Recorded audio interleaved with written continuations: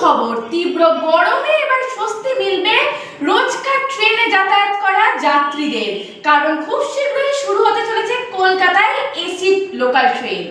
চেন্নাই মুম্বাইয়ের পর এবার পূর্ব রেলের শিয়ালদা শাখা থেকে শুরু হবে এসি ইএমইউ কোচের এই এসি লোকাল ট্রেনটি। আমরা সরাসরি শুনে নেব আমাদের প্রতিনিধি বর্ষার মুখ থেকে কোন কোন রুটে চলবে এই এসি লোকাল ট্রেন। 12টি কামরার 2টি ট্রেন দেওয়া হয়েছে এবং তার মধ্যে একটি এসে পৌঁছেছে শিয়ালদা ডিভিশনে। প্রথমে শিয়ালদা থেকে রানাঘাট অবধি চালানো হতে পারে এই ট্রেন। বর্ষায় এসি ট্রেনের ঠিক কি কি নিরাপত্তা রয়েছে, যদি সেই বিষয়ে একটু জানাও। ট্রেনটি নিরাপত্তা সম্পর্কে আমি যেটা জানতে পেরেছি সুদীপা, সেটা হলো ট্রেনটি ছাড়ার পরেই অটোমেটিক দরজা বন্ধ হয়ে যাবে এবং দরজা নিয়ন্ত্রণে থাকবেন ড্রাইভার এবং গার্ডেরা। লোকাল ট্রেনে যাতায়াত করার সময় যাত্রীদের নিরাপত্তা বা সুবিধা নিয়ে কিছু জানাও আমাদেরকে।